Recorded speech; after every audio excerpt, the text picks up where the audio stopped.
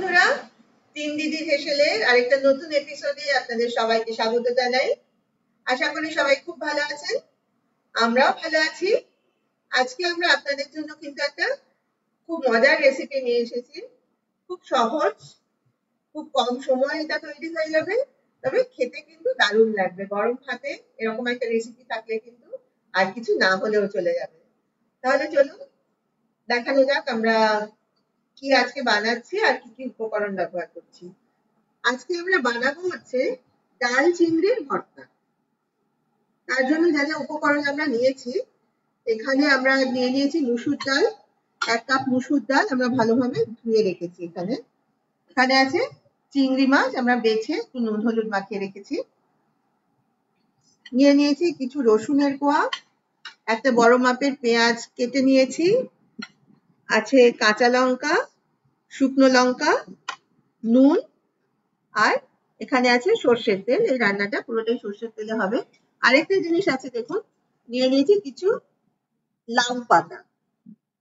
লাউ পাতাগুলো আমরা ভালোভাবে ধুয়ে রেখেছি। তাহলে চলুন শুরু করা যাক। এখানে আমরা নিয়ে নিয়েছি একটা কড়াই। কড়াইতে প্রথমে দিয়ে দিলাম কিছুটা সর্ষের তেল। এবার এই সর্ষের তেলটা কড়াইয়ের চারদিকে ভালোভাবে মাখিয়ে নেবো একটা ব্রাশের সাহায্যে। এইবারে এই যে লাউ পাতা, প্রথমে দুটো লাউ পাতা কড়াইয়ের নিচের দিকে দিয়ে দিলাম। আরেকটা দেবে কি? আচ্ছা, আরেকটা দিয়ে দিচ্ছি। এইবারে এই যে ধুয়ে রাখা মুসুর ডালটা এই লাউ পাতার মধ্যে দিয়ে দেবো।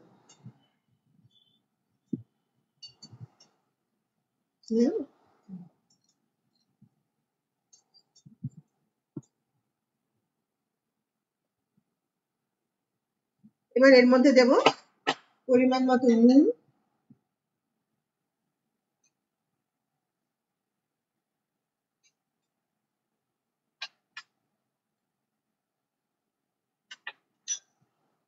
আচ্ছা দেবো একটু সর্ষের তেল,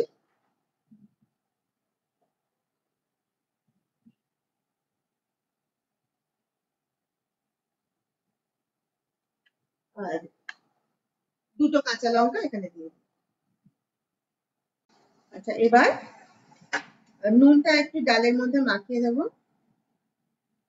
নুন আর তেলটা ডালের মধ্যে একটু মাখিয়ে নিলাম। এইবারে আর দুটো লাউ পাতা দিয়ে ডালটা চাপা দিয়ে দেবো।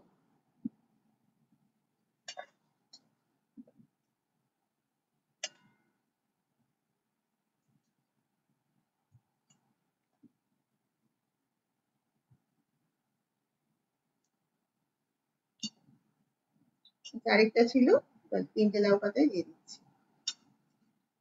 এইবার চার ধার দিয়ে সামান্য জল দিয়ে দেবো। জলটা কিন্তু বেশি দেবো না, অল্পই দেবো।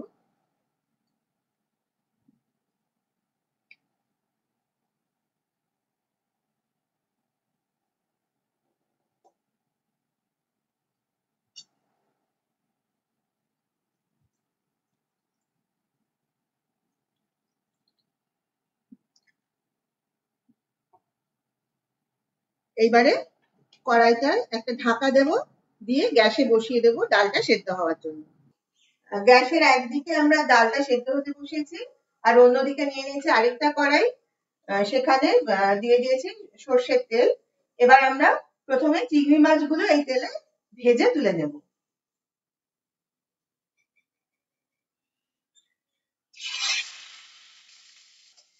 আমাদের চিংড়ি মাছগুলো ভাজা হয়ে গেছে। আপনারা তো জানেনই চিংড়ি মাছ খুব বেশি শক্ত করে ভাজতে নেই, তাহলে ভালো লাগে না খেতে, স্বাদটা নষ্ট হয়ে যায়। এবার আমরা চিংড়ি মাছগুলো একটা বাটিতে তুলে নিচ্ছি।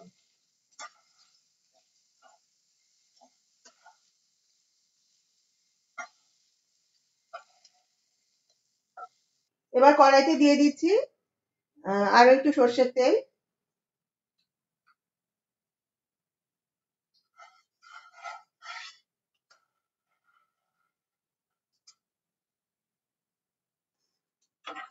আমাদের কড়াইয়ের তেলটা গরম হয়ে গেছে। প্রথমে দিয়ে দিলাম গোটা শুকনো লঙ্কা,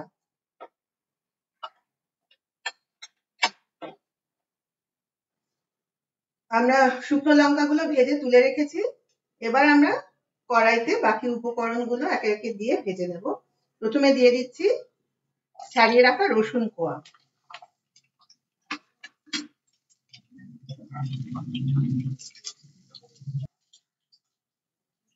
রসুনটা একটু সময় নাড়াচাড়া করে নিয়ে তার মধ্যে দিয়ে দেবো কাঁচা লঙ্কাগুলো, আর তারপরে দিয়ে দেবো কেটে রাখা পেঁয়াজ কুচিটা। এগুলো সব একসঙ্গে ভালোভাবে ভেজে নেব। এখানে আমাদের পেঁয়াজ, রসুন, কাঁচা লঙ্কা, শুকনো লঙ্কা, চিংড়ি মাছ সবগুলোই ভাজা হয়ে গেছে। এবার আমরা যেটা করব, আমরা বাটিতে করে তুলে এনে রেখেছি সব মিশিয়ে। এবার আমরা একটা একটা করে এই প্লেটের মধ্যে নেব, নিয়ে হাতের সাহায্যে এগুলো মেখে নেব। আমি প্রথমে ভাজা শুকনো লঙ্কাগুলো এইভাবে হাত দিয়ে ভেঙে ভেঙে মেখে নিচ্ছি।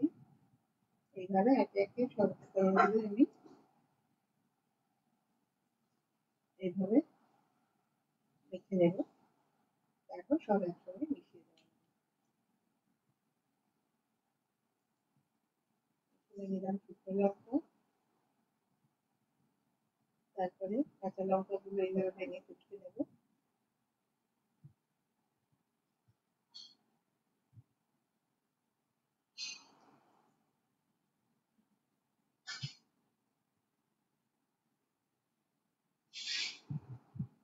আবার একটু পরে দিই।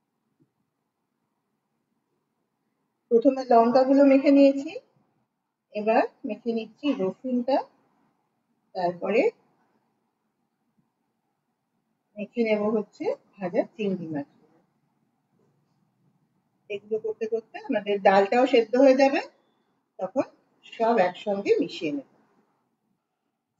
আমাদের সব উপকরণগুলো মাখা হয়ে গেছে, এদিকে ডালটাও সেদ্ধ হয়ে গেছে। এবার আমরা এই সেদ্ধ ডালটা কিন্তু লাউ পাতার সঙ্গেই একটু মেখে নেব, তারপরে বাকি উপকরণের সাথে এটা মিশিয়ে একসঙ্গে সবটা মেখে নেব।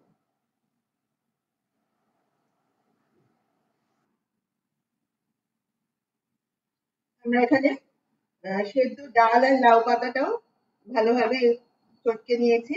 এবার পুরোটা এই বাটির মধ্যে, যেখানে বাকি উপকরণগুলো রেখেছিলাম, তার মধ্যে দিয়ে দিলাম। এবার সবগুলো একসঙ্গে হাতে মেখে নেব। তেল আর দেওয়ার দরকার নেই, কারণ তেল অলরেডি যথেষ্ট আছে।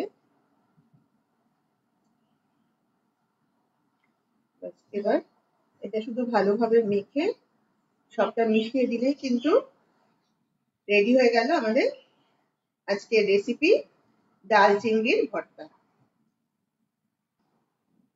এই যে দেখুন, একেবারে রেডি হয়ে চলে এসেছে আমাদের আজকের রেসিপি ডাল চিংড়ির ভর্তা। আচ্ছা, একটা কথা আপনাদের বলে দিই, আমি যদিও মাখার সময় বলেছিলাম আর তেল ব্যবহার করব না, কিন্তু মাখার পরে মনে হলো একটু কাঁচা সর্ষের তেল ওপর দিয়ে ছড়িয়ে দিলে ভালো হয়, কারণ এই ধরনের ভর্তায় একটু কাঁচা সর্ষের তেল শেষে দিলে গন্ধটা কিন্তু ভালো আসে। যাই হোক, এইভাবে একবার অন্তত আপনারা কিন্তু অবশ্যই নিজেদের বাড়িতে বানিয়ে টেস্ট করে দেখবেন। আমার বিশ্বাস আপনাদের সকলেরই এটা খুব খুব ভালো লাগবে।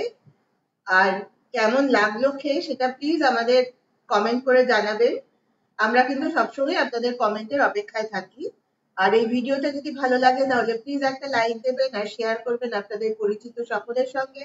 আর আপনারা যারা যারা আমাদের এই তিন দিদির হেসেল চ্যানেলটা এখনো পর্যন্ত সাবস্ক্রাইব করেননি, তাদের সকলের কাছে আমাদের অনুরোধ, আপনারা প্লিজ চ্যানেলটাকে সাবস্ক্রাইব করুন আর শেয়ার করুন আপনাদের পরিচিত সকলের সঙ্গে।